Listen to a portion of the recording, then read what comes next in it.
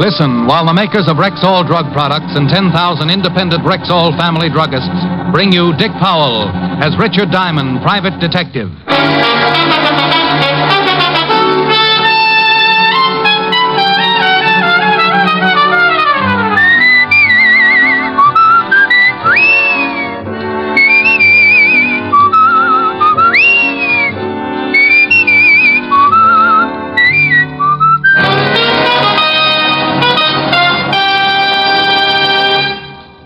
Good evening. This is your Rexall family druggist with a welcome from the 10,000 independent druggists who have made the word Rexall part of our own store names. We've done that because we recommend and sell the 2,000 or more drug products made with the Rexall Drug Company, like Rexall Mineral Oil, for example. This is the mineral oil specially refined for extra heavy body. What's more, Rexall Mineral Oil is tasteless, odorless, colorless, non-irritating, and non-habit forming. Quality like that is what we family druggists are talking about when we tell you can depend on any drug product that bears the name Rexall. Good health to all from Rexall. Now your Rexall family druggist brings you a transcribed half hour with Richard Diamond, private detective, starring Dick Powell.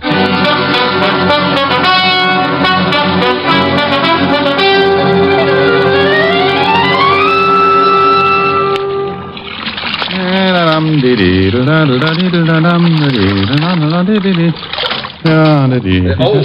me. You know where I might find Mr. Richard Diamond? You want to hire him? Yes. Well, stop being so bashful, friend. Come in. Thank you. You're Mr. Diamond? Well, any resemblance to the Irish washerwoman is purely intentional. Do you always do your own laundry? Always. Keeps my petty cash from looking too petty. Sit down, Mr. Baxter. Clay Baxter from Okmulgee, Oklahoma.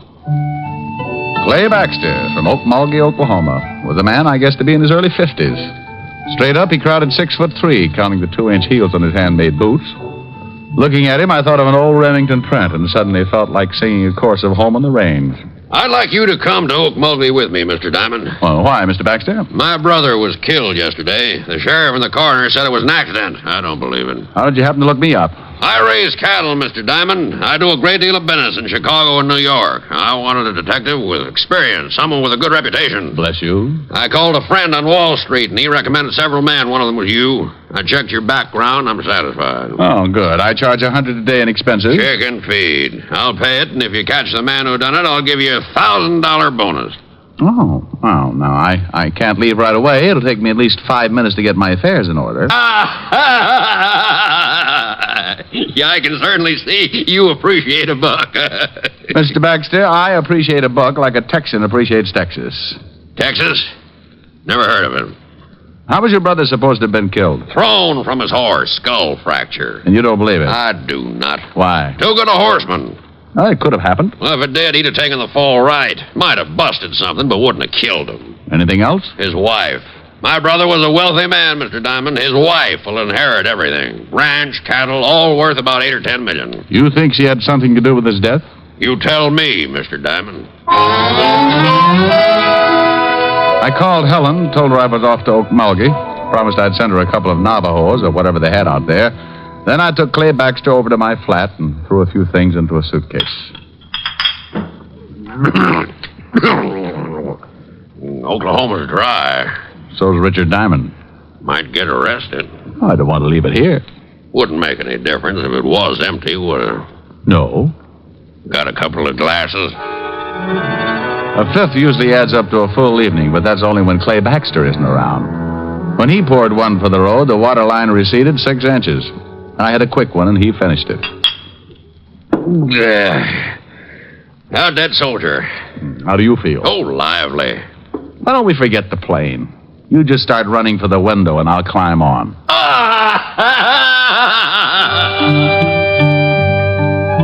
Okmulgee, Oklahoma. Population 17,091, according to the last census, and very hot in August. Baxter's station wagon's waiting at the airport, and the driver took us into town where I was introduced to the local law. This here's Sheriff Billings. How are you, Sheriff?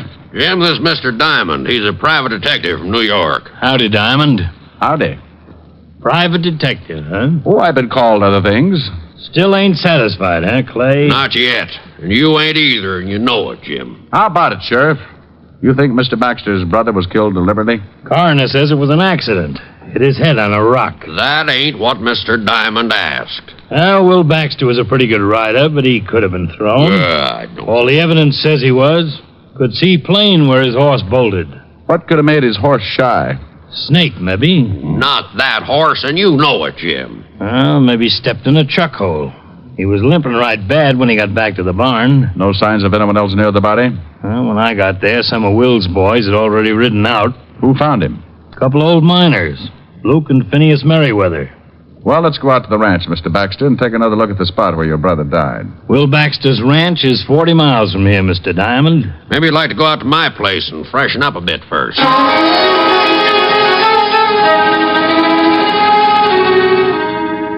You go ahead and shave and shower. I'm going to go build me a drink. Hey, this is quite a place, Mr. Baxter. Glad you like it. Take a swim in the pool if you'd want, but watch out for the catfish. Catfish? I'm a bachelor. Don't use the pool much, and I don't usually have guests. Love catfish for dinner, so I keep them in the pool. I caught a guy once floating bodies in his bathtub. Don't say. Funny, Harvey. I showered and shaved and met Baxter out by the pool where he was feeding his catfish. I watched a pound of liver disappear like lychee nuts in the Tong War, and we all headed back to town where we picked up Sheriff Billings. 40 miles later, we pulled up in front of the late Will Baxter's ranch. A little different architecture, but just as impressive as my client's.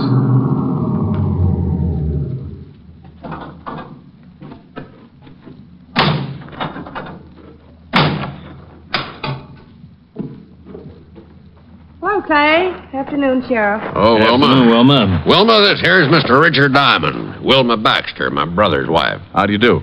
How do you do, Mr. Diamond? Private detective. Come up from New York. Oh? Well, why don't we all go in the house? It's too hot out here. Mr. Diamond wants to go out and look at the spot where Will got himself killed. Certainly. Have one of the boys fix you up with some horses. When you're done, why not stop back for dinner? Mr. Diamond's eating with me, and he's going to be pretty busy for a while. Now, I'll give you a rain check, Mr. Diamond. Well, thank you. I'd like you to tell me about New York. It's been a long time, and I've almost forgotten what it's like. Let's go, Jim. It's getting late. Bye, Mr. Diamond. Nice meeting you. Goodbye, Mrs. Baxter. Seems all broken up, don't she? Yeah. Where was she when her husband got killed? Perfect alibi. In town all day. A lot of people saw her.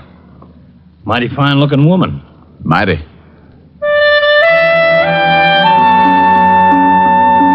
We all rode down to the stables, and one of the hands saddled up 3 horses, and we started out across the open desert. For a man who had spent all his life riding around in taxicabs, the experience was just short of agonizing. Just up ahead, Diamond. Swell. Never rode much, did you? No, I always bounce like this. Like to make my money belt jingle. Well, here it is. Whoa. Yeah, whoa.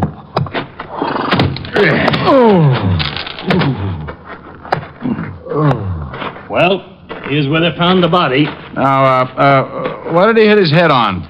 That rock right there. Mm-hmm. Did you take an impression of the wound to see if it matched? Nope. Oh, why not? Never thought about it. Well, that's a pretty good reason. Anyway, let's dig that rock out and take it back with us. I spent the next minutes limping around looking for something and came up with nothing except a longing for a hot Epsom salts bath. We dug up the large rock and took it back with us to Wilma Baxter's ranch. Whoa!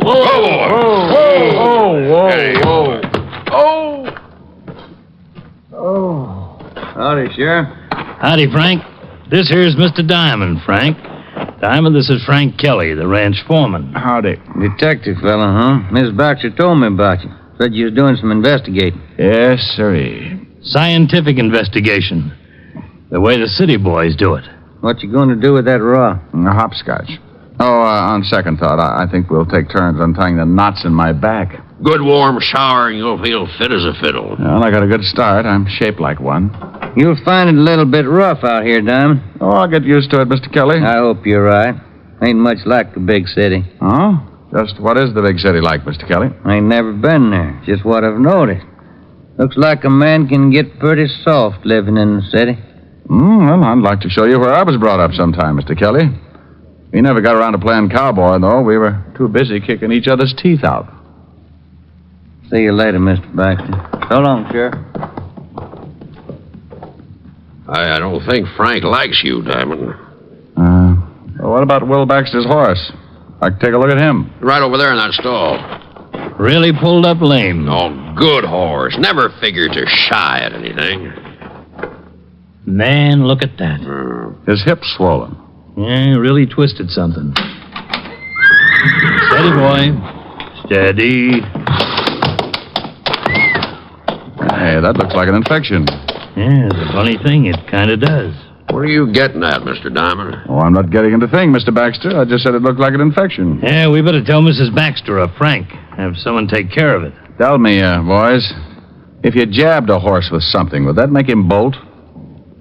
Come on, I want to get back to town and talk with the coroner.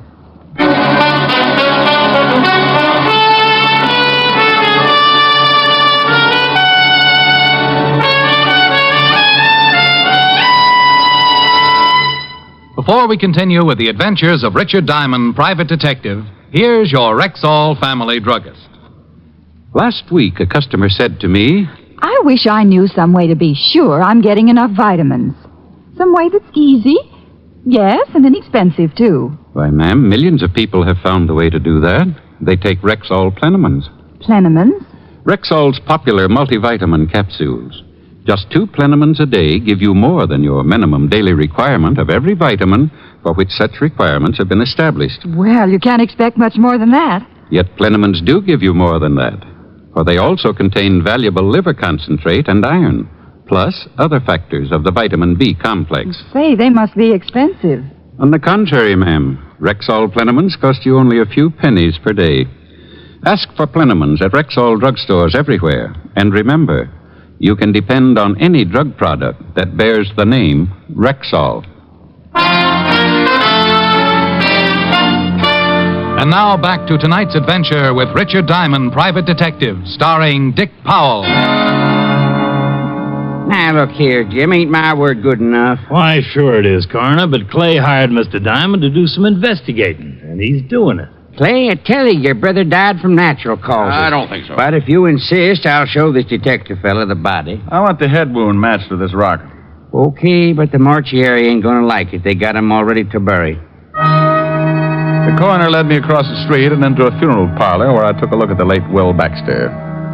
6 years with the 5th Precinct homicide and a couple of dozen killings should have conditioned me. But like always, the first look shakes something loose in the middle of my stomach, and I have to keep swallowing hard.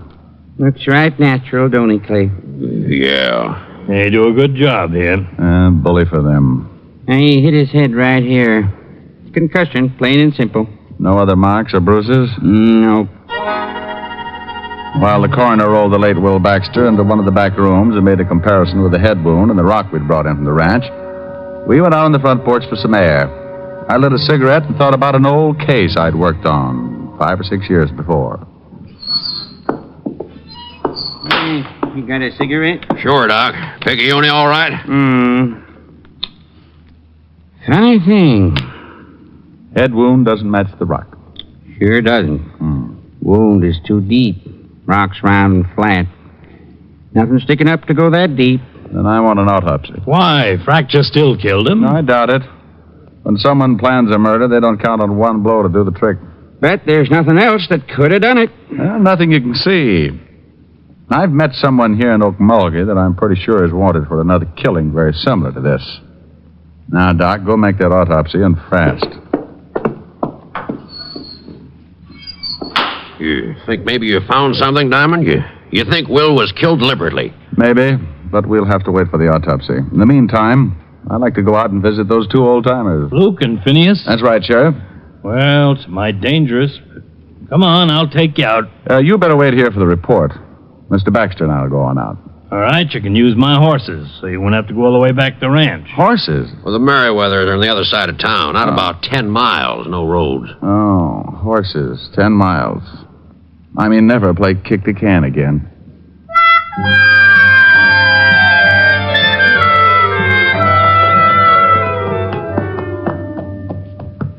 Oh. You really don't take to horses, do you, Diamond? Maybe if you could find me a nice, long, thin one. Holy Ike. Whoa, steady. That's one of the Merriweathers. Well, let's get out of here. come on, horse. Now, come on, I'm yelling. I admit it. Now, it's okay, Diamond. That's just the boys' way of letting you know not to come any farther, unless they say so. Oh, swell greetings. What happens now? Hey, up there! Luke! Phineas! What you want? It's Clay Baxter. I got a friend here who wants to talk to you. Phineas? Yeah, Luke? Hey, Baxter. Got some friend who wants to palaver. I don't feel like palavering. Better shoot him. Giddy up. Just take it easy. Take it easy. They always act like this. Phineas don't want to palaver. I gotta shoot you if you don't promote. It's important. About my brother. Phineas? Yeah, Luke? It's about his brother, the dead one we found t'other day. Oh, all right, I guess. Let one of them come up. Baxter? Yeah, Luke? Send your friend on up. And up I went, leaving my better judgment running off across the desert. I climbed a small hill and found myself standing at the entrance of an old mine shaft. Luke and Phineas and Merriweather stood on either side, shotguns ready, pointed right at my chest. Start talking. Well, gentlemen, my name is Diamond. Don't pay no import to names. What do you want? Just wanted to ask some questions about the man you found the other day. You a policeman? Well, kind of. Shoot him. Oh, now, wait a minute. I'm not a real policeman. Then what are you? I'm a private detective. Luke? Yeah. What's the matter? It's an honest profession. Fellow's got to make a living. You a real live private detective? Well, I'm a private detective. The real live part I'm depending on. Well, my goodness gracious. Come on in and have some victuals. Huh? Why, mister, me and Finney read all them stories about you fellas. Uh-huh. We filled up one whole tunnel with old detective magazines. You fellas really are something. Wait a minute. What's wrong?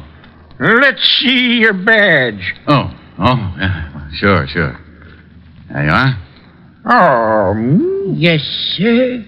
Well, I'll be dogged. Come on in, friend. Come on in. I'd like to ask you some questions about this here Dick Tracy fella. Well, 1 minute I'd faced 2 shotguns. The next I was turned into an honored guest. I had coffee and biscuits with Luke and Phineas and answered enough questions about the private detective business to fill a dime novel of my own. I squeezed in enough questions to find out that the boys hadn't seen or found anything unusual when they discovered Will Baxter's body. 4 cups of coffee and a dozen biscuits later, I bid the Merriweathers a fond farewell and returned to Clay Baxter. They loved you?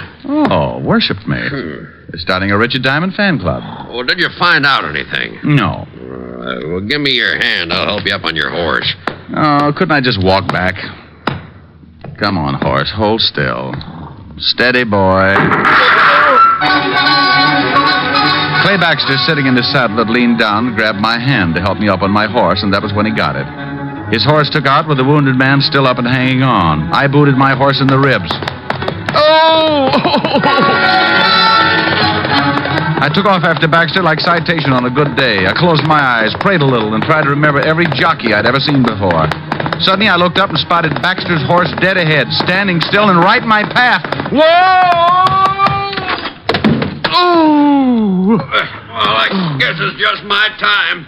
If I don't die from this bullet I got in me, I'm going to do it from laughing.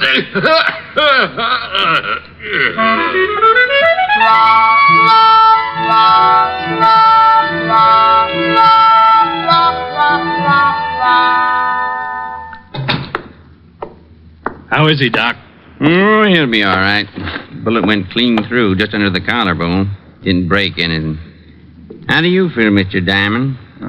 Crippled. Any idea who shot Clay? No. Clay said he thought it might have been the Merriweather boys. No, it couldn't have been. Why not? No, the Merriweather boys use shotguns, not rifles. What about that autopsy, Doc? Well, come on, what about it? You was right. Will Baxter didn't die from a skull fracture. What was it? I don't know what was used for sure. A long, thin instrument. Whoever did it pulled the lower eyelid down, killed Will Baxter by jabbing something through the eye into his brain. Probably hit him over the head to knock him off the horse, and then got down and made sure. And then jabbed his horse in the flank to make him bolt. Nasty way to kill a man. Well, it's been done before. Not a man's way of killing. Wilma Baxter was in town all day. When Clay comes around, tell him I borrowed his station wagon. Going out to see Wilma? Going out to her ranch. I want to take another look at Will Baxter's lame horse. And, Doc, I want to borrow a pair of surgical probes.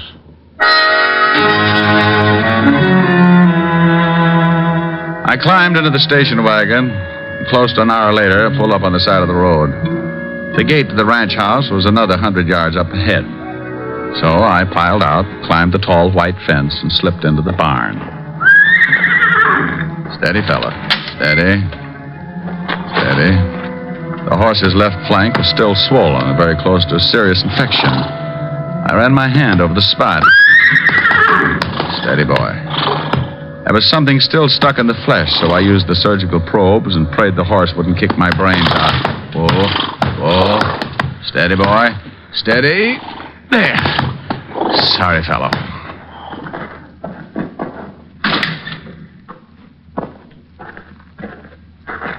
I didn't know you were a vet, Mr. Diamond. Huh? Oh, good evening, Mrs. Baxter. You know, in this part of the country, you can get shot for horse stealing. Oh, not stealing.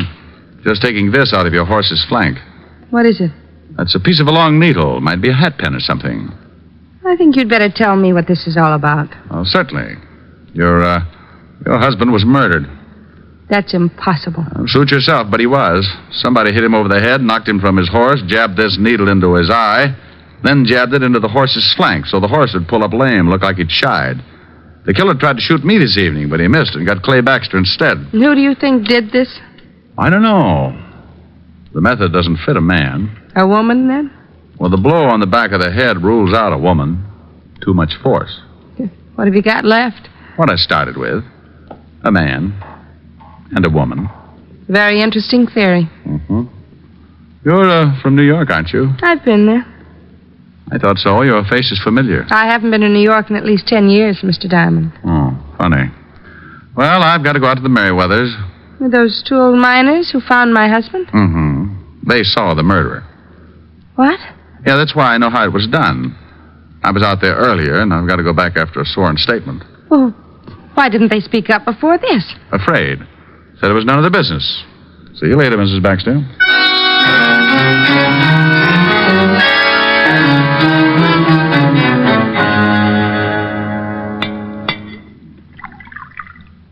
Have another biscuit, Inspector. No thanks, fellas. 10's plenty. So Will Baxter was murdered, huh? That's right, and Mrs. Baxter thinks you two saw who did the killing. Gonna lay a trap, huh? Yes, Luke, gonna lay a trap. Now, look, I remembered Mrs. Baxter from someplace the first time I saw her. Then when I found out how the murder was committed, I recalled a case very similar back in New York. Man was hit over the head, pushed down a flight of stairs, and his brain pierced by a hat pin.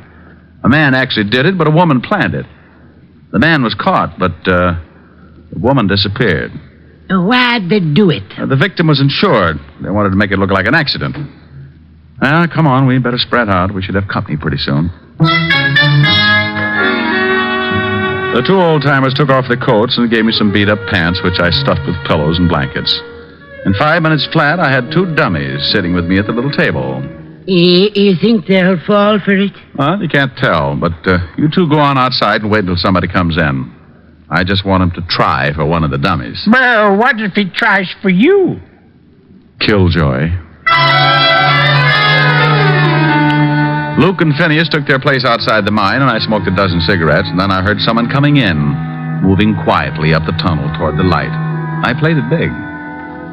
Well, that's fine, Phineas. Now, if you'll just sign this statement. I rolled, and the dummy that represented Phineas Merriweather doubled over from the force of the slug. He shot again, and Luke's dummy toppled. I kicked the lamp out before he got around to yours truly. 2 down and 1 to go, Diamond. I'm afraid I got a big surprise for you, friend. I ain't worried. You should be. There wasn't even close. You're a lousy shot. Yeah, You missed earlier this evening and got Clay Baxter instead. I'll make up for it. No, you won't, friend. Drop it. You heard him, drop it. Okay, all right, don't shoot. Wait a minute. Wait till I get the light. Yeah. Well, hey, it's that Kelly fella. Yeah, you're getting way out of line for a ranch foreman, Kelly. Give it to him, Mr. Diamond. Who had you kill Will Baxter? You know, Kelly, you said something today about getting soft in the city. Wonder just how soft I've gotten. Maybe you'd like to find out. Turn him loose, boys. Yes, sir. Go on now. Go to it, Mr. Diamond. I don't like getting shot at. It makes me real unhappy when anyone runs around killing people. No, go on. Stop him. Go on. Shut up, Finney, and let them fight.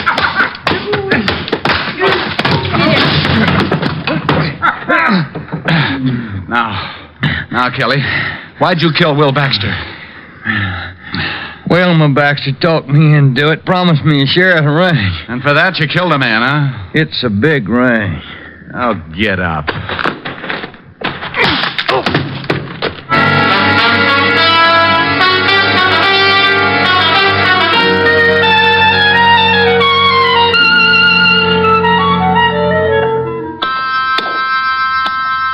Sure hate to see you leave, Mr. Diamond. I hate to go myself, boys. Love them biscuits. Maybe we'll get up and see you in New York sometime. Hey, Kelly's coming, too. Doesn't like being tied to his horse like that, I guess. Finney. Yeah, Duke? Fella's coming, too. Hit him with something. Sure.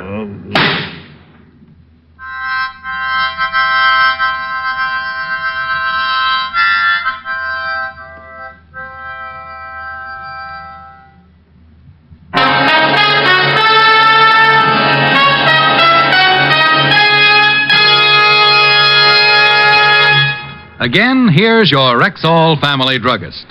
I often think there's no common ailment quite so distressing as acid stomach. And there's certainly no relief for it quite as fast and effective as Bismarex. This famous Rexall antacid often neutralizes excess acidity within 1 minute. And the scientifically balanced ingredients of Bismarex work in sequence, easing gastric distress and leaving a soothing protective covering on irritated stomach membranes. Yes, Bismarex gives relief that's not only quick, but continuous and prolonged. Ask your Rexall druggist for Bismarex. He'll tell you you can depend on any drug product that bears the name Rexall. Good health to all from Rexall.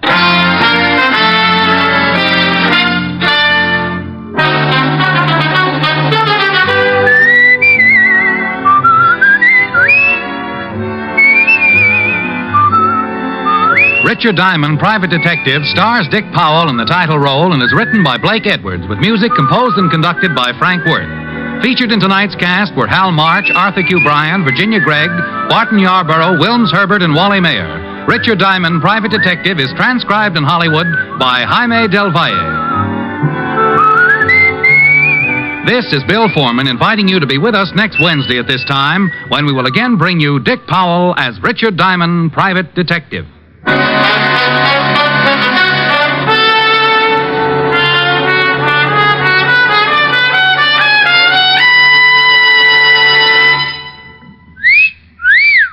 Hiya, beautiful. Get lost, Bristlepuss. You need a shave. But I have shaved. What else do you want me to do? Silly boy, she wants you to go Stag. Go Stag?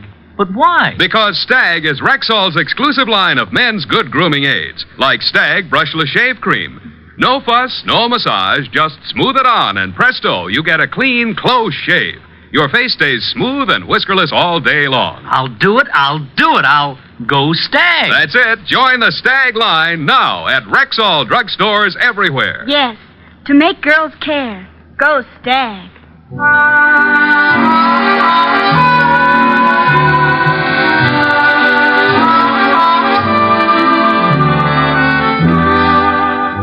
Next week, both Groucho Marx and Bob Hope will be back on NBC.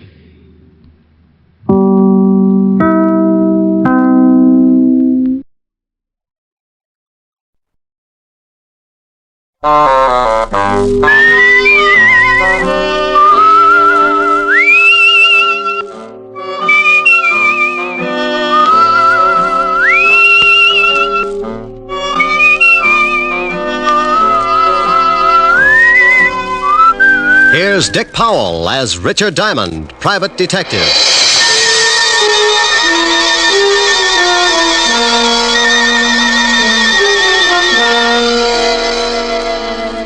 It's 5 o'clock in New York City, and the big neon signs light up the dark office that overlooks Broadway on the corner of 53rd Street. Behind a second-hand mahogany desk, relaxing in a swivel chair, is the leading figure of the Diamond Detective Agency, combination stockholder, office boy, and clue chaser. He is Richard Diamond, and his mind is on a lovely redhead named Helen Asher, as she sits on a couch talking about things he likes to hear. At this moment, however, another scene is taking place in the wealthy district of Long Island. A long black convertible is just pulling up to an old English mansion, and a curvaceous blonde steps from the car. She is met at the door by her brother. Well, good evening, my dear sister. You're looking simply ravishing. How would you know the difference? Oh, drop dead. You disgusting excuse for a man. Why don't you sober up for 5 minutes and take a look at yourself? I did once. Oh, by the way, our dear stepfather would like to see you in the study. Tell him to go. I already did. Now it's your turn. I don't want to. Now get out of my way, Chris. Suit yourself. But Murray Lang's in there with him. Murray? Did I start your heart going pitty-pat? Oh, shut up. You better go in and protect your money, darling. Bye, jailbird. Sot. I don't care what your plans are. They concern my daughter, and that's enough for me to put a stop to them. You're not going to put a stop to anything. You can't intimidate me, Lang. You're just a cheap, no-good gangster, and your methods are too well known to frighten me. Come in.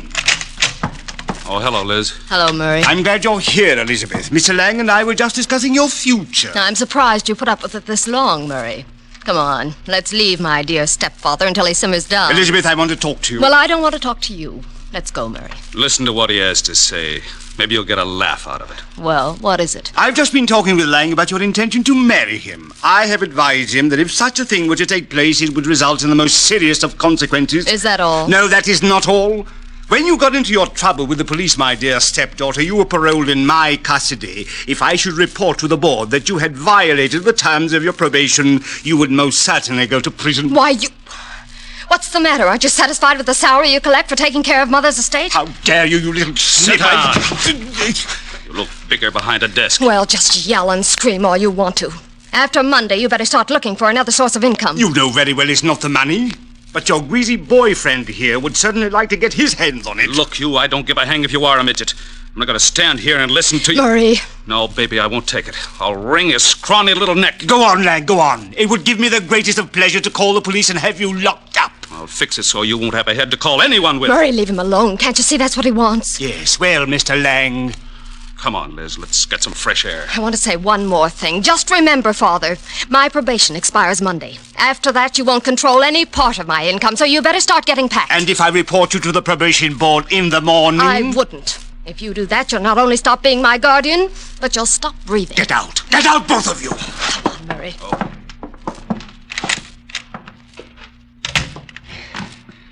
Try to intimidate me. I'll make them both sorry. Detectives. Private detectives, yes. Foreign. Here's one. Full-page ad must be doing very well. Richard Diamond, private detective. If you've got a case, share it with me. Richard Diamond. Circle 7.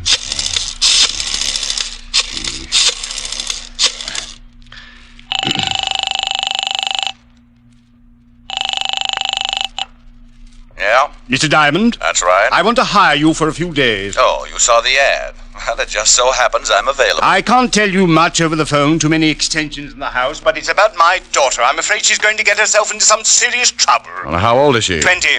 Tell her to wait a year. My name is Chase, Ralph Chase. I live at 82 Maple Drive, Sands Point. Will you come out this evening? $100 a day and dibs on the icebox. I'll see you about 8. Goodbye, Mr. Diamond. What was that all about, Rick? Oh, got a job, baby.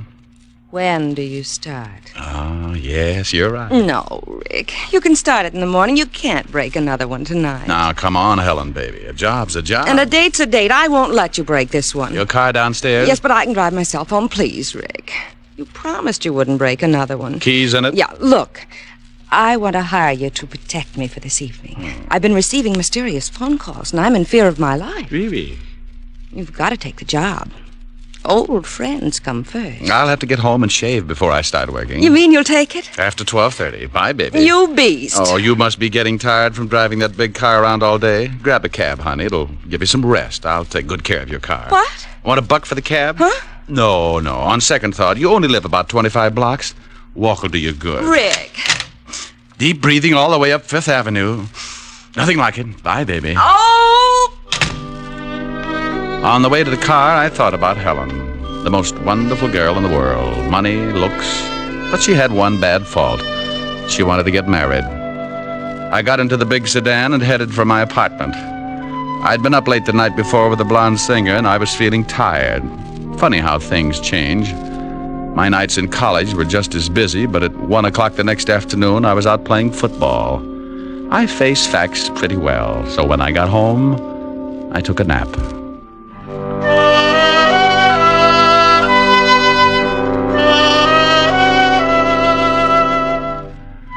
I slept until 7 and got up and dressed. I drove Helen's car out to Long Island, and at 8 o'clock sharp, I was ringing the doorbell of the Chase Mansion.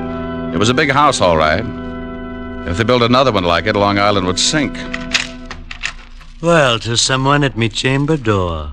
My name's Chris. Boo. Blow your booze some other direction. Your breath would wither a lung. My alcoholic exhalations are composed of the finest ingredients. You must have a weak stomach. Look, if you'll just stagger out of the way, I'd like to see Mr. Chase. Dead or alive? What? Nothing. I was just thinking out loud. Well, go right ahead. And after your talk with my stepfather, you can find me in the bar. You'll probably wind up like I am. That's a sweet thought. Where can I find your stepfather? Probably in the library, lying in my money. I left him leaning against the front door, gagging on the fresh air. I wandered down a long hallway and a big sitting room, furnished with enough antiques to make the Metropolitan Museum give up in shame. There was something about the place, a heavy quietness, like a bar of gold in a dark room. The shot had come from up ahead, and I tried a couple of doors before I found the room. Mr. Chase! Mr. Chase! In here! Mr. Chase? Yes. Come in and shut the door. I looked over at Ralph Chase crouching behind a desk. He got up slowly, all 5 feet of him. And I tagged him for a guy who would give $1,000 for every inch you could put on his legs. He looked like he could afford to be a mile high. The tall French windows were open at the back of the room, and you could still smell burning cordite. Someone tried to shoot me from the garden. Yeah, I heard the shot. You must be Diamond. That's right. Don't you think you better shut the French doors and pull the drapes before someone takes another shot? Yes, very good idea. You pull the shades, Diamond. Hey, you can start earning your money right now. You're a little excited, but I'll start to work. Right. Be careful, he might still be out there. Well, I doubt it. I can't see anyone out here. Oh, he just missed me. You can see where the bullet hit the wall. I jumped and hid behind the desk. Didn't you hear him on the porch? No, he must have stood in the soft grass that surrounds the garden. That's a good 10 feet from the house. You're lucky he didn't move in closer. He probably wouldn't have missed. Got any idea who it was? Of course, it was Murray Lang. Murray Lang? The gambler? Yes, do you know him? Well, I used to be on the force. Set him up 6 years ago on a larceny rap. Then you know what he's like. He was in the house this afternoon. We had an argument and he threatened me. An argument with your daughter? Yes, about my daughter. How'd you know? Well, you told me she was getting herself into trouble. She couldn't have picked a better playmate than Lang to get there with. Father, we heard a shot. Not really. Oh, let's go. He's not dead. My stepchildren, Mr. Diamond. Oh, well, lovely. I'm quite alive, so you can both stop looking so unhappy. Does it show? Come on, sis. Let's find the guy who fired that shot. I want to give him a few pointers. Where's Murray Lang, Miss Chase? Yes, he's the man you want. I'm sure he Don't tried... be absurd. Murray left 3 hours ago. What are you, a cop? Does it show? You're wearing too much cologne. Come on, Chris. Oh, she's nice.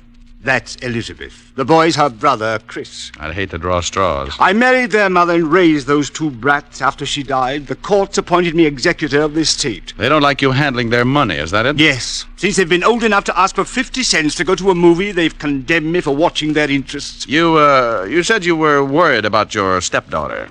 Tell me about it. I'll make it brief. Hate long explanations. Elizabeth got into some trouble with the police. Hit and run. She had been drinking. The man died. Liz was sentenced to a year in Folsom. But I got her off on probation. Oh, what do you want me to do? Drive around with her and spoil her aim? Monday the probation expires. She says she is then going to marry this hoodlum, Murray Lang. And you don't want that because you think he's after her money? Exactly. When she marries, the will reads that I shall, as executor, turn over half of the estate to Elizabeth. What about Christopher? He looked irresponsible when he was born. His mother left instructions that he should not receive his share until he is 35. That's another 8 years. Well, your stepdaughter's old enough to know what she's doing. I can't see how you can stop her. That's what I want you to do. And if I do, you'd be in a pretty good spot. What do you mean, Mr. Diamond? You continue as executor. I can understand you thinking something like that, but believe me, as much as I dislike my stepchildren, I wish to keep them in line for their late mother's sake. Oh.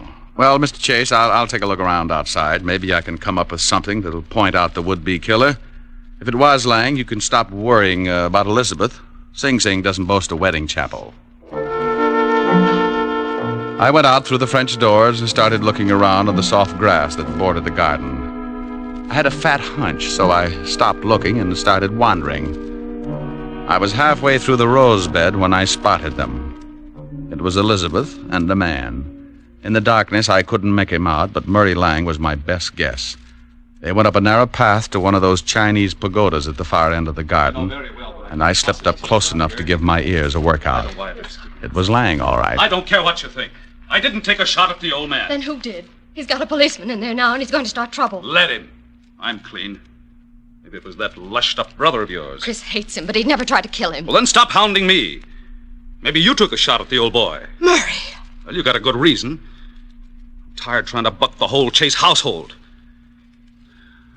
If you love me, let's take off tonight and get married. Tell the old man to go to the devil. You can certainly wait till Monday. Yeah, but he won't. He's going to cause some kind of trouble and get you tossed into Folsom. He's not going to give up all that money just because you're through with your probation. He probably cooked up that shooting just to get the cops here. Murray, what's going to happen to us? Oh, ask your stepfather. He's been doing your thinking for you. I don't have to. We'll get married Monday. Okay. I'm staying clear of this place till then. But what if there's more trouble? I haven't got anyone to turn to. You worry about it, baby. I got a police record that makes yours look like a merit badge. I was too good a target in the moonlight, so I started back up the walk to the house. As I passed a hedge, I noticed a funny-looking plant that was shoving its way out of the foliage. I'm sorry I did that. It was the Johnny Jump-Up variety. Blackjack type. The guy on the other end of the sap gave it to me right over the eyes, and I went down like a crapshooter making a pass. I rolled over and watched the moon melt and run down in my eyes. Something warm and sticky spread over my face and turned the night red. Yeah, I was bleeding again. I guess I showed signs of recovering, so he started all over. This time he used his foot in my side. Oh, a couple more kicks in the ribs and in the right place, and he could have whipped up a fast course of Nola. I felt tired, so I rolled up in an old rose bush and went to sleep.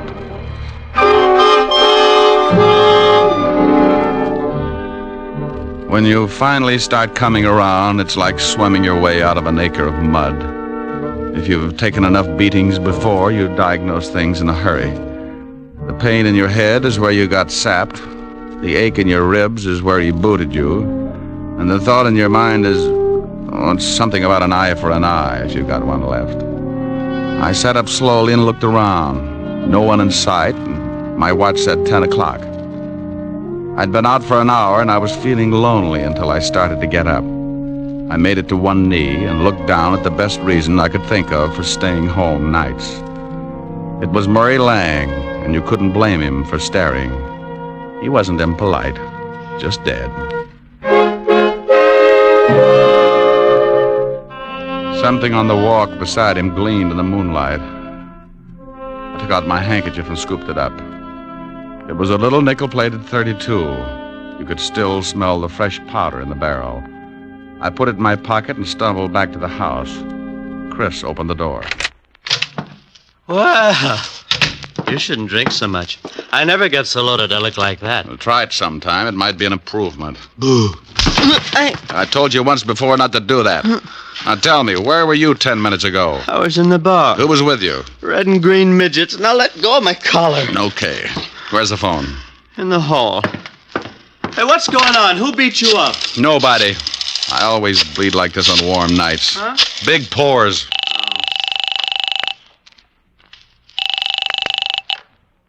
Homicide, Sergeant Otis talking. Who taught you how? Did you sit up nights with a parrot? Oh, very funny. Only one guy could think up a lousy joke like that. What do you want, Diamond? A picture of you. I'm going to show some doctors that mercy killing has its points. Now, let me speak to the lieutenant. Comic.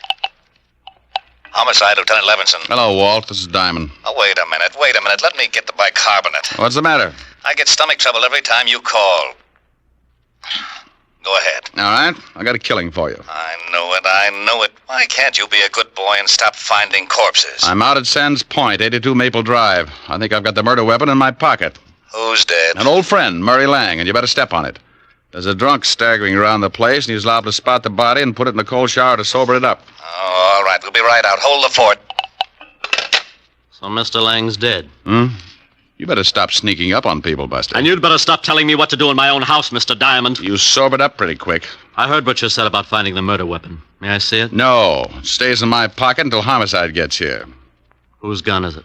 It's a 40-pound broadsword. Now stop trying to look like a Chicago muscle man, or I'll start slapping there you. you are, Diamond. I've been looking for you. Great Scott, what happened to your face? Someone was giving away hints. Chris, did you have something to do with this? Hardly. Mr. Diamond has a decided advantage over me. He has muscles. I'll be in the bar. What's happened? Where's Elizabeth? I don't know, but her boyfriend's got troubles. He can't explain the hole in his chest. Lang? What do you mean? He's out in the garden. Someone shot him. Is he dead? And if he's not, he's trying awful hard. Then we'd better call the police. That's been taken care of. What kind of a gun do you own, Mr. Chase? You don't think... No, I don't. I just dig around till I come up with something. What kind of a gun do you own? Why, a 45... Now, wait a minute, Diamond. If you've got any ideas about this murder, you'd better wait until the police get here. Now, look, Chase, I've been insulted in your house, had the air let out of my ego by your beautiful stepdaughter, and beat up in your garden. That's a full night's work, and now I'm on my own time. Where can I find Elizabeth? I don't know. She may be up in her room. Oh, where is it? End of the hall, head of the stairs, first door. Thanks. It's beginning to rain. What about Lang's body? Well, if he catches cold, call me.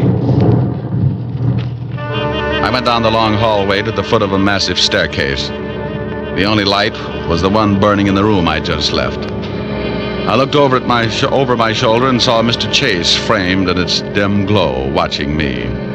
In that moment, I thought who Chase reminded me of. A triangle hat, his hand in his vest, and Napoleon had a twin. I went up the stairs 2 at a time. Yes? Pardon me for barging in, but some guy in the garden just beat all the bashfulness out of me. How dare you? You get out of my room. You better put on something a little warmer, honey. That thing would start a Harry Carey epidemic in Boston. What do you want? Yeah. What did you do after Lang left you in the garden? What? Big ears. I overheard everything you said. I see someone pushed your face around. It's an improvement. Did Murray catch you eavesdropping? Well, if he did, he won't have much time to gloat. What do you mean? If you've done anything to Murray... Aren't you getting ready for bed a little early? I don't know what you want. I don't have to answer any of your ridiculous questions. Now, if you don't turn around and get out of here... What's the matter, baby? The drawer empty? Lose something? No. Maybe this is it. Where did you get that gun? It was lying in the garden beside your boyfriend's body. Beside... That's it, lover. Now sit down and relax. Is Murray dead? Like Jimmy Fiddler's gossip column. Didn't you hear anything after Murray left you? Oh, no. I was crying. I ran back to the house and came up here. Is there another way back to the house besides the path that Murray took? It's one that leads to those outside doors. I came right to my room. Please leave me alone. This is your gun, isn't it? Yes, but I didn't do it. I didn't. Murray and I were going to be married Monday. Ballistics will probably show it's the one that did the job. You better tell me everything you know. I don't know anything. I didn't shoot Murray. Someone stole my gun from the drawer. Oh, please find out who did it. If they hold me, I'll go to prison anyway. Please, Mr. Diamond, please. It's going to be tough if this is the gun. I'm pretty sure it is. You could still smell the powder when The powder? What's the matter, Mr. Diamond? Huh? Oh, nothing. Look, you stay in your room. Maybe I can do you some good. I promise you'll stay here. Sure. I'm not going anyplace. And try and snap out of it. Sometimes you keep losing until there's nothing left to play with. It breaks the jinx. I went downstairs and started looking for Chase. As I passed the doors leading to the garden, I stopped cold. A flash of lightning turned the garden flat white. Someone was standing over what was left of Murray Lang.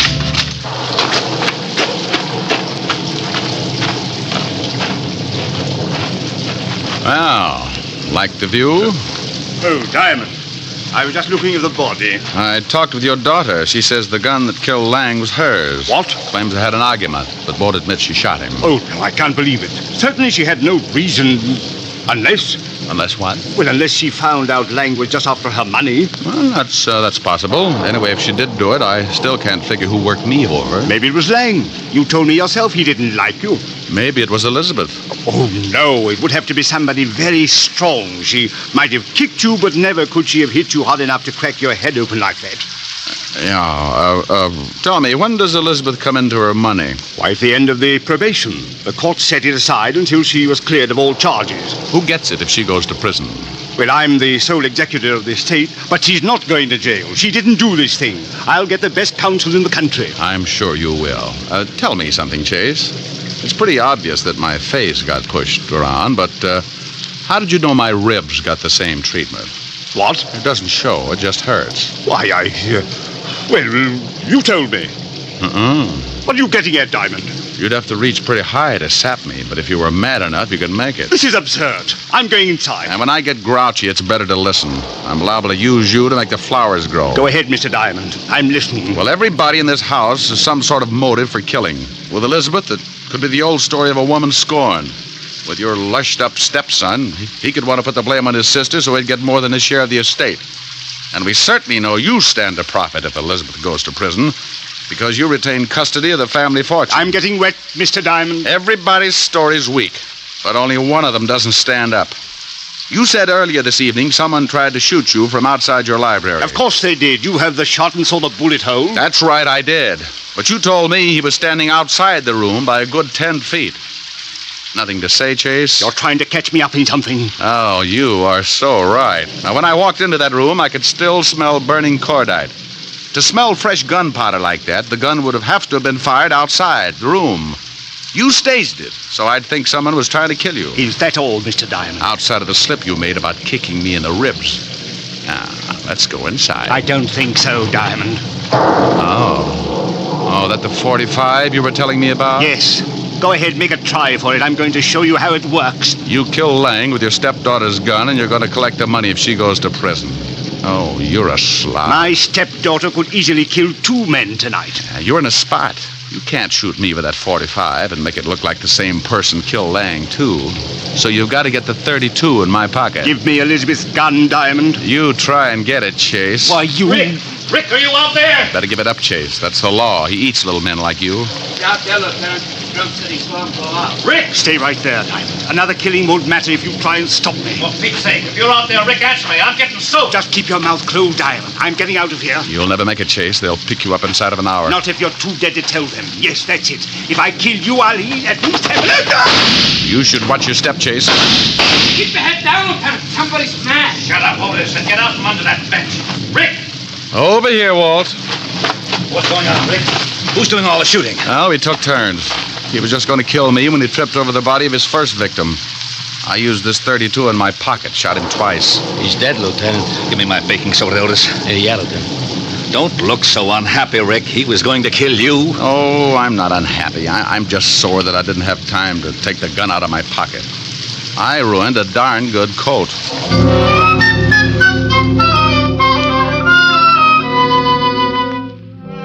The 3 of us went back in the house, and Otis took Christopher up to bed so he could sleep it off.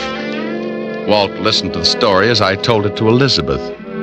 She cried a little and thanked me with her eyes. Walt went downstairs to clean things up, and I sat by her bed until she went to sleep. She didn't even wake up when I kissed her goodbye. Oh, I guess it was better that way. I said goodbye to Walt and Otis and headed for 975 Park Avenue. I was late, and my face could use a mile of bandage. I hoped Helen wouldn't mind. Yes? Oh, my goodness. Hello, Francis. Tell Miss Asher I brought a car back. Oh, how bad a wreck was it, sir?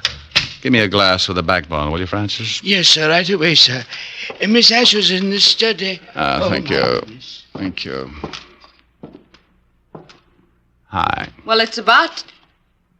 Oh, Rick, not again. Mm-hmm. Your poor little face. Yeah, my poor little face. Well, you just stretch out on the couch and I'll get you a nice tall drink. Francis is already on his way. Feel better? Yeah, oh yes. Got a pillow? I'll hold your head up. How's this? Mm-hmm. Like some music to go with it? Sure. Turn on the radio. You comfortable? Mm-hmm. How about you? Uh-huh. That music sounds like San Francisco. Remember the top of the mark? Yeah, fun too. Mind if I turn off the light? The glow from the fire is enough. You're cute. Better? Much. The snow is snowing, the wind is blowing, but I can weather the storm. What do I care how much it may storm? I've got my love to keep me warm. Me. I can't remember a worse December. Just watch those icicles fall. What do I care if icicles fall? I've got my love to keep me warm. I like your singing, too. Thanks. Off with my overcoat, off with my glove. I need no overcoat. I'm burning with love. My heart's on fire. The flame grows higher. So I will weather the storm. Why do I care how much it may storm? I've got my love to keep me warm. That was nice. Hey, why did you turn the radio off? This is nicer. Come here, Rick. Oh, honey. Honey, you're reading my mind. Here's your drink, Mr. Diamond. Oh, my goodness.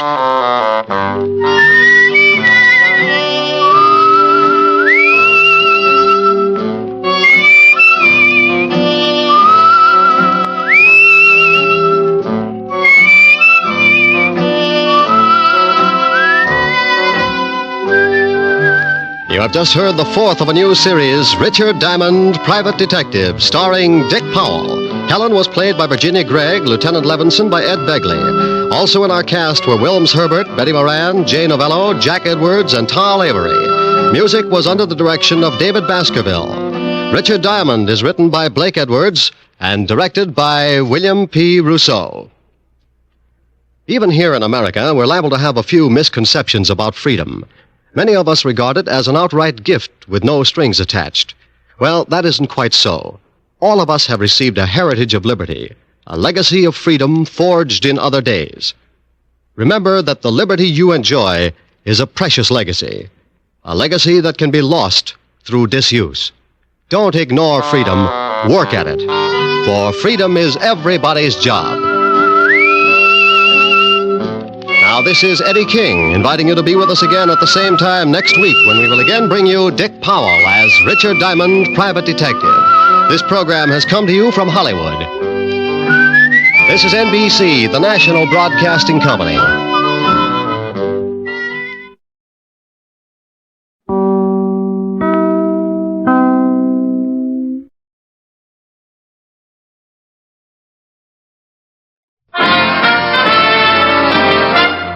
Listen while the makers of Rexall drug products and 10,000 independent Rexall family druggists bring you Dick Powell as Richard Diamond, Private Detective.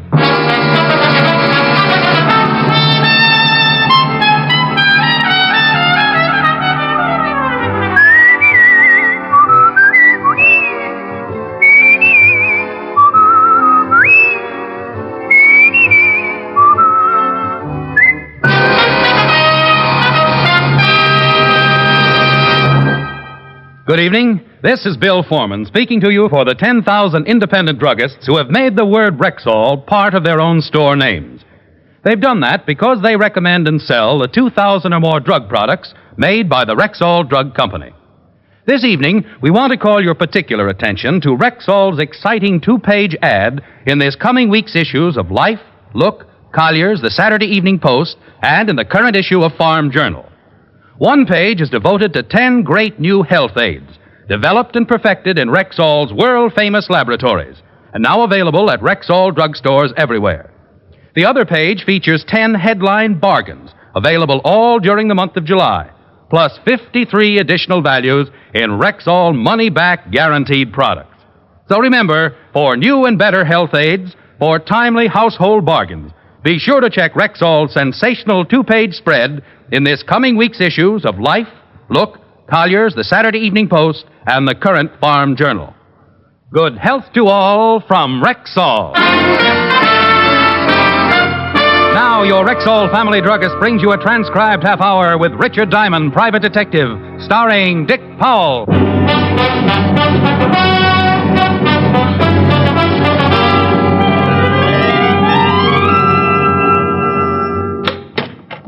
Mr. Diamond? That's right. Come in. My name is Hayden, Gustav Hayden. How do you do, Mr. Hayden? Won't you have a seat?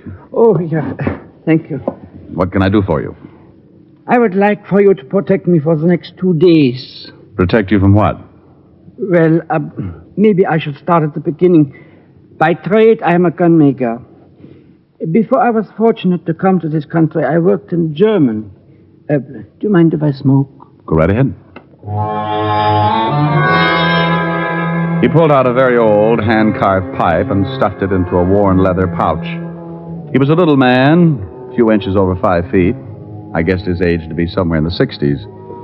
He talked of his home in Germany before Hitler had moved in with the stormtroopers. He told me about his wife and how she had died in a prison camp because she was anti-Nazi.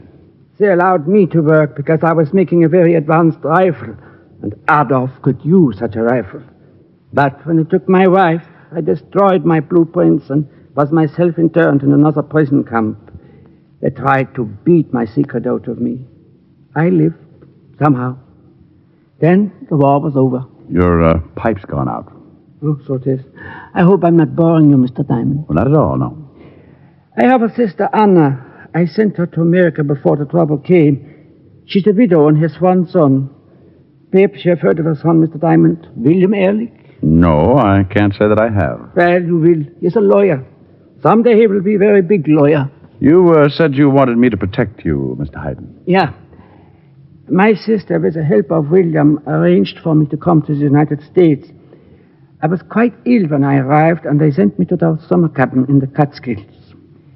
I soon was better and took great pleasure in this place, so they have allowed me to stay at the cabin and make it my home. See. Willie even made for me a complete workshop at my disposal, and in the last 2 years, I've occupied myself with my old trade. Making guns? Yeah. I have finally produced my new rifle, Mr. Diamond, and someone has tried to steal it. Well, if somebody's trying to steal it, you should go to the FBI or the police. I think of that, Mr. Diamond, but it would involve my sister and her son. I'm not sure how good this rifle is until after I test it, and I don't wish to have my family involved unless the rifle is a good one. Have you any idea who might have tried to steal it? No. How long do you want protection? Only for 2 days while I test the gun, and then I want somebody to go with me to the right people, so I may show the rifle to them. Well, I charge $100 a day in expenses, Mr. Hayden. I have no money, only what Billy gives to me each month for living costs, but if you will take a chance with me, Mr. Diamond, that the rifle is a success, I will see you are well rewarded. And if the government doesn't want the rifle? Then, like myself, I'll have lost such your time and effort.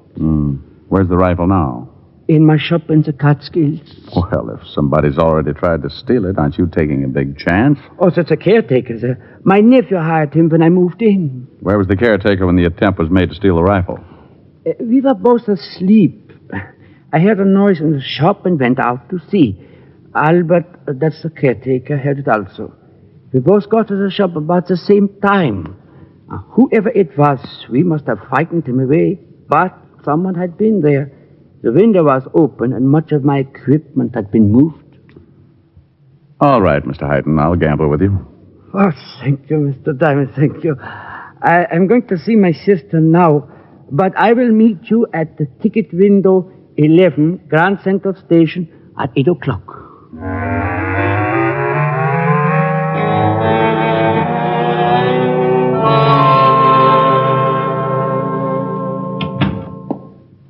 Well, look what just walked in. Hello, Sergeant Otis. You're looking exceptionally well this afternoon. Had a haircut, didn't you? Yeah, how's it look? Doesn't it confuse you, Barber, working on two heads at once? No. No. Hello, Walt. Well, good afternoon, Mr. Diamond. Why don't you do me a favor, Fatty? Rick, I've thought of everything. There's no way I can get rid of Otis and make it look like suicide. Then do me another favor. All right. Check on a man named Gustav Haydn, German citizen. Been in this country for a couple of years. What's it all about? Confidential. Like to tell you, but I can't. Okay, I'll see what I can find out for you. Thanks. I've got to take a little trip tonight around 8. I'll be at home if you come up with anything.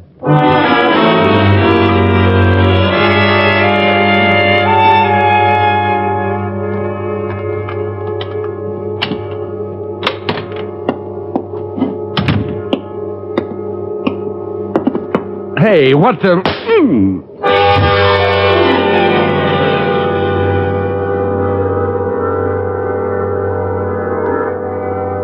That's Diamond, all right. Pick him up and drag him over to the bed.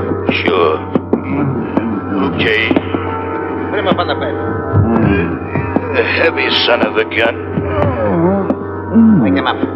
Come on. Come on, wake up. Here's some water. He's coming around.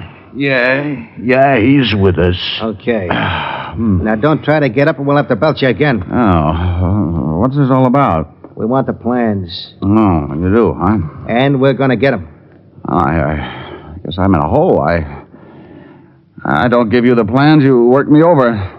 Believe me, I hate to mention it, but I haven't got them. Take off your coat, Max. Sure. Go over and turn on that radio. Right. Now, look, I told you... Yeah, I know. You don't have the plans. I don't even know what you're talking about. And remember, friends, there's a federal excise tax to pay on all television. Get some music. So buy now and... Turn it up. Okay, come here. You want me to take over? Yeah. I'll keep the gun on him. No, why, you jerk. Lie down. Go on. Work on these ribs. Okay. Hey. You better tell us. Oh, you knuckleheads. I can't tell you if I don't know. Oh, he's sure stubborn. Hold it. Not a noise out of you, Diamond. Blue eyes, come on, open up. Who is it, Diamond? It's my brother-in-law. Come on, Diamond, get out of the sack. I got something for If you don't want him to get hurt, get rid of him. But he's got something for me. Well, get it and tell him to beat it. Go on over to the door, but don't let him in. I'll be right behind you. Okay. Well, it's about time. Say, what's with you? Look, I thought you... Walt, tell Marge and the kids I can't come over. I'm busy. What? Look... And about the fur coat, tell her I couldn't get it for under $4.18. Huh? $4.18, and I don't want to get stuck with it. Oh. Yeah, sure. I'll tell her. You said you had something for me? It'll keep. I'll give it to you when you got more time. Sorry, but you know how it is. Business.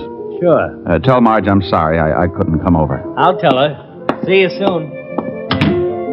Hey. Yeah? What kind of a coat you buy for $418? A beaver. A beaver? Well, I could have gotten it for you for half. Forget it. Over on the bed, Diamond. Look, I swear I don't know about plans or anything else. We got a lot of time. Maybe after a little while you'll remember. Move. All right.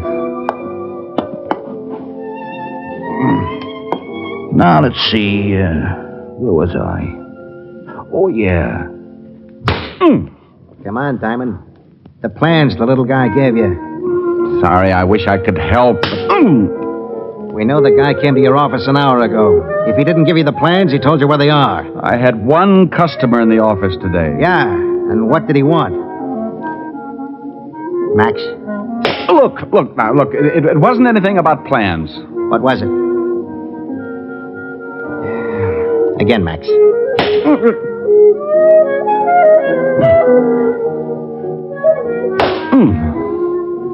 Max kept working, and I took it. For one reason, because I had to.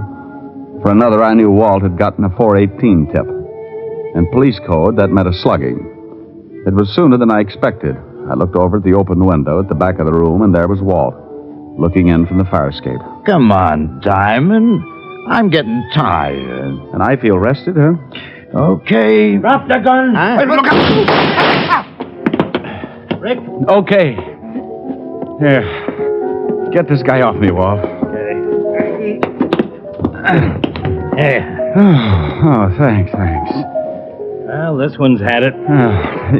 You got both of them. This one tried, and the other went for his. They're both dead. Oh, turn off that radio, will you? Okay. Why were they working you over? Well, they wanted something I didn't have. Something they thought my client gave me this afternoon. Gustav Hayden? Yeah. You find out anything about him? Well, nothing incriminating. Got a whole background on him here. I'll read it on the way down to Grand Central. Hayden didn't want the law in on this, but with 2 men dead, as far as I'm concerned, that puts it right in your lap.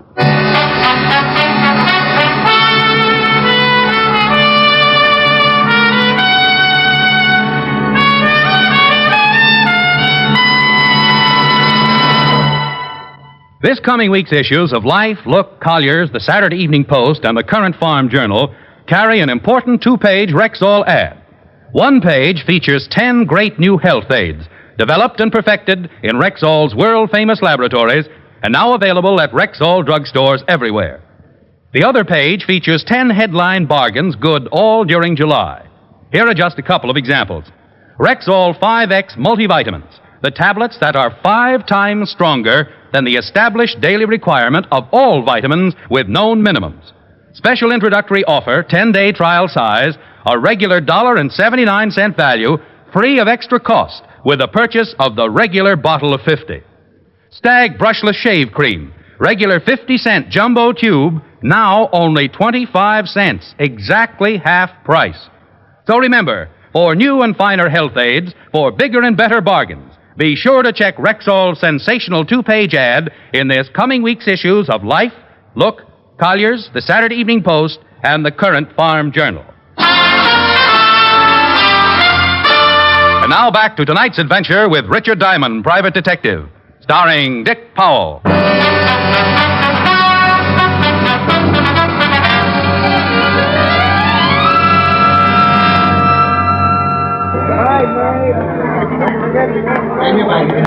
Well, this is it, Walt. I was supposed to meet him here with the ticket window. Oh, where is he?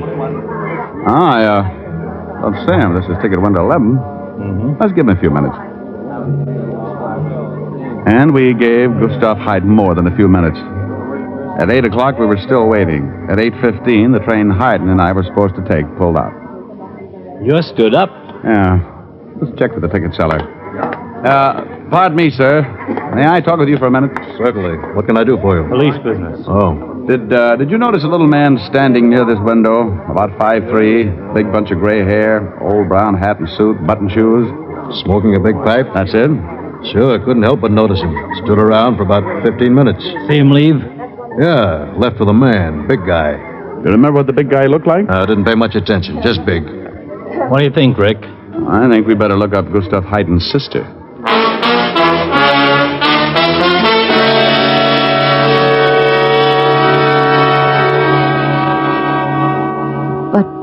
What is this all about, Lieutenant? Gustav left for the train station an hour ago. He was going back to the mountains. No, it's nothing to be alarmed about, Mrs. Ehrlich. He just didn't take the train. Are you certain? We checked. But I still don't understand. Mr. Diamond, what is your interest in my brother? Well, he retained me this morning to protect him. To protect him? Protect him from what? Well, Mr. Ehrlich, he said someone was trying to steal a new rifle he was developing. A new rifle? A gun he started designing a long time ago in Germany. He never told us anything about it. Well, I don't believe he wanted to involve you until it was all finished and tested. If it was a success, he was going to turn it over to the government. He certainly kept it a secret. I helped him fix up a workshop, but I just thought it was to keep him occupied. An old man, you know, wanted to keep him busy. And Mr. Diamond, you think something's happened to him Because of this rifle? Well, maybe not. But if you hear from him, please contact Lieutenant Levinson at the 5th Precinct Police Station.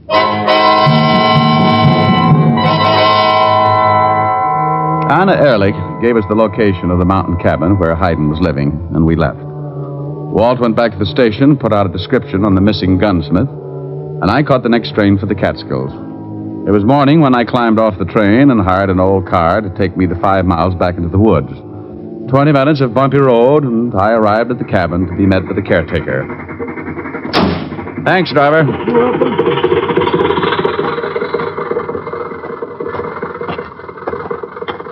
You want something? Yes, Mr. Hayden. What did you want him for? He's here. Well, didn't you think he'd be? I'd like to talk to him, please. I don't know. He's in kind of a strange mood. Came in about 4 this morning, acting like he'd seen a... Albert. Yeah, Mr. Hayden. Show the gentleman in. Yes, sir. That will be all, Albert. Yes, sir. Well, Mr. Diamond, what are you doing here? I saw your sister. You talked with my sister? That's right. Your face is bruised. 2 men beat me up. Mr. Diamond, I did not meet you at the station because I changed my mind. I'm so sorry you made this long trip, but I have no need for your service. Oh, what changed your mind? I decided not to go on. Who was the man you left the station with, the big man? The ticket agent saw you. Oh, he must have made a mistake. This is police business now, Mr. Hayden. Please leave. I can't. I want to know what this is all about. Please, I can't tell you. I'd like to see your rifle, Mr. Hayden. Mr. Diamond, I don't care what has happened. I cannot allow it. Mr. Hayden, you might as well cooperate. If I leave here, I'll leave with you. Oh, no. You don't know what that would mean. Look, the 2 men who beat me up are dead. There's a dragnet out for you. Now, if you want me to help, maybe I can do you some good. It's up to you. I must think. Okay. But while you're thinking, I'd like to see that rifle. Of course. I keep it locked in this closet. All that's left is to test it. Beautiful. I'd like to fire it. I have decided to tell you everything, Mr. Diamond. And I'm glad. You were right about the big man I was leaving the station with. He warned me to forget my dealings with you and not to call in the police. Then he drove me here and demanded the rifle and the plans. I told him the rifle was not nearly finished, but I gave him a set of blueprints and he left. Then they've got the plans? They have some plans. I expected something like this, and I drew up several sets of blueprints that will be no good to anyone. But I don't know what to do now. My sister and her son are in danger. The first thing we've got to do is get hold of Lieutenant Levinson and tell him I found you. He'll give your family an armed guard if necessary. But we don't know who these men are, who they're working for. You can't guard my sister and nephew forever. That's a matter for the FBI. We've got 2 dead bodies to identify. They might give us a lead. Somebody just drove up. We can see from this window. You know the car? Well, it looks like Willy's car. Oh, it is your nephew. Oh, why did he come here? Willy! Oh, Uncle Gustav, we've been worried sick. We couldn't wait to hear from Mr. Diamond, so I drove up. Mother's beside herself. Oh, sorry, Willy. I should have notified Mr. Diamond said you left the station with the man. We'll tell you all about it on the way back, Alec.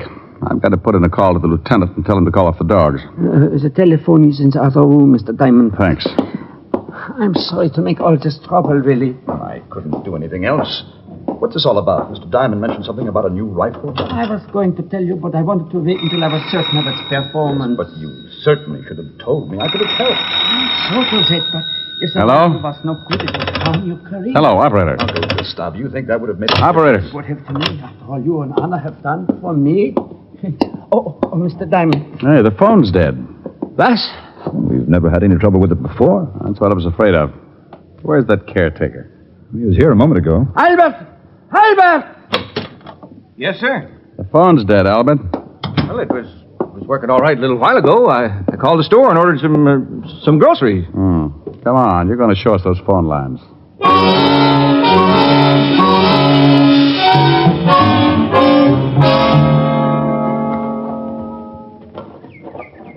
That's the phone line coming down from the trees. Over the house right... Well, what do you know? Yeah, the line's been cut. What? That's right, Mr. Hayden. Mr. Diamond. Now, just take it easy. Mr. Ehrlich, we're all going to pile in your car and get out of here. Wait.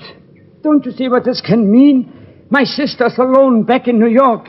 You can't reach the police to give us the necessary protection. Well, we certainly can't stay here. We must. I can't take a chance on my sister's life.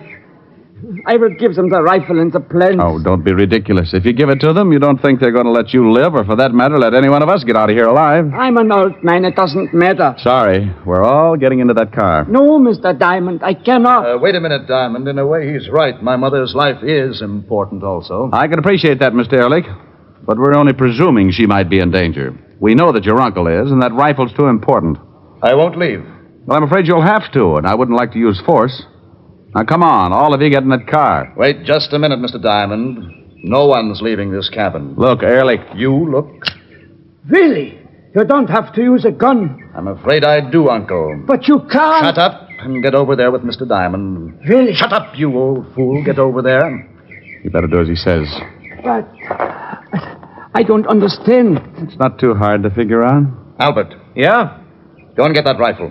Well, now, wait a minute. Go and get the rifle. Look, I'm the man you've been expecting. You? Of course. Do you think I would have hired you as caretaker unless I knew you were working with us? Now go bring that rifle. Yes, sir. Really? You are behind all this? Oh, now, don't be so naive, Uncle. I've been with the party for years. The party? Certainly.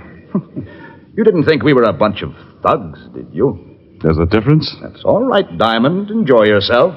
You don't have too long. I simply can't believe it. And Anna? Mother knows nothing about it. She couldn't understand. And Albert telling everything I did. That's how they kept such close tabs on you, Mr. Hayden. They tried to get the gun first by stealing it. When you came to my office, they thought you'd given me the plans and sent two of their strong arms to beat it out of me. That didn't pay off, so they had you picked up at the station. You gave the big man the wrong plans, and up came your sweet little nephew. But why didn't Albert steal it? He could have many times. He'd have been the first one suspected. Quite shrewd, Mr. Diamond. Oh, yeah, I'm a dilly. You played it pretty cozy, too, Ehrlich. Even your own man didn't know you were running the show. Here it is, Mr. Ehrlich. I brought some shells in case you wanted to see it work. Good. Well, Uncle, I suppose you're just as interested in the performance of your rifle as I am. You can try it right here, Albert. Yes, sir. Pick a good target. Walk down the road about 100 yards and see if you can kill Mr. Diamond on the first shot. Really?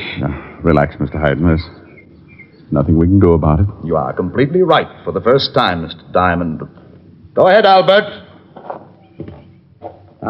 Move away, Uncle, and if you try anything, Mr. Diamond, then I shall have to shoot you. Move away, Uncle. No. I think I should stand with my friend. Mr. Hayden, please. I am sure they don't intend to let me live anyway. Oh, on the contrary, Uncle. We were planning a long voyage for you. We know of a place that could use a man of your talents. I see. I prefer to stand with my friend. Very well. Albert. Yeah? Don't do it, Mr. Hayden. After Mr. Diamond, Mr. Hayden. Both of them? First, Mr. Diamond, then my uncle. Okay. It's good enough. No, move farther down. I want my uncle to see how good his gun really is. Okay. But the first couple of shots might be off. This thing hasn't been zeroed in yet. Mr. Hayden, please get out of the way. Is it all right if I smoke my pipe? Oh, certainly. There's nothing like a good pipe and good tobacco. Did you ever see Germany before the war, Mr. Diamond? No. In the spring, beautiful. I used to take long walks and smoke my pipe. I can't complain. I have some wonderful memories. Did you ever see Hell's Kitchen in the middle of the summer? No. Stinks. It's okay. Well, Mr. Diamond? Get it over with. That's fine. All right, Albert. I hope to talk with you again, Mr. Diamond. Someplace. You're a nice guy, Gus. Mr. Diamond. Is he dead? Oh, I don't know. I'm still too scared to find out. You're scared? I didn't know whether I could hit him or not. You've made a fine rifle, Mr. Hayden. Mr. Diamond, he shot Willie. He wasn't even trying to hit you. Oh, I think I'd better sit down. But I don't understand. Oh, wait until good old Albert gets back here. I think you'll find out he's more than a caretaker, bless his little heart.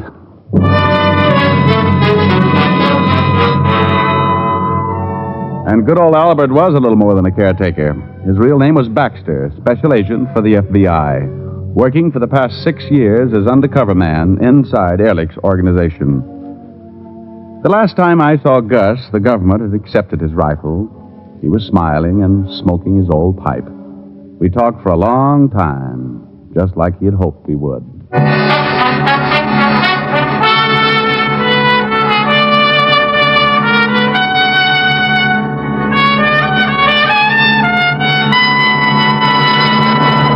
This time of year, no woman wants to spend endless hours caring for her skin and makeup. Since you want the finest beauty care in the least time and with no nonsense about it, why not try the new Ann Delafield Cosmetics? Designed expressly for the busy modern woman, they give you the most for your cosmetic dollar and save time as well. There are no endless bottles and jars, no endless creams for different corners of your face and neck. Just one fine cream. The Ann Delafield All-Purpose Deep Cream. A day cream, cleansing cream, night cream. All creams in one. There are vitamins, too, for true beauty from within, and other lovely makeup aids tailor-made for you. Look for the fine Ann Delafield Cosmetics at Rexall drugstores everywhere. Good health to all from Rexall.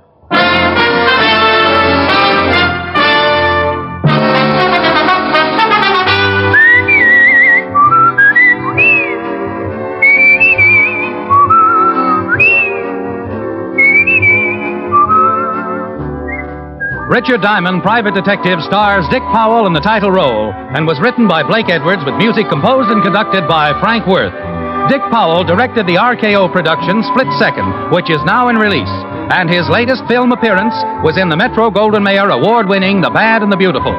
Heard in tonight's cast were Arthur Q. Bryan, Wilms Herbert, Ben Wright, Jack Crucian, Virginia Gregg, Don Diamond, and Lillian Bayef. Richard Diamond, Private Detective, is transcribed in Hollywood by Jaime Del Valle.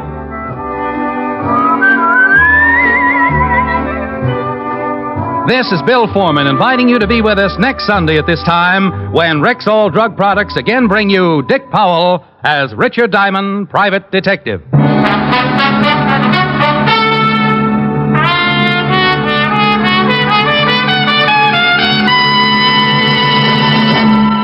Remember, for new and better health aids, for bigger and more useful bargains, check Rexall's sensational 2-page ad in next week's issues of Life, Look, Collier's, the Saturday Evening Post, and in the Farm Journal.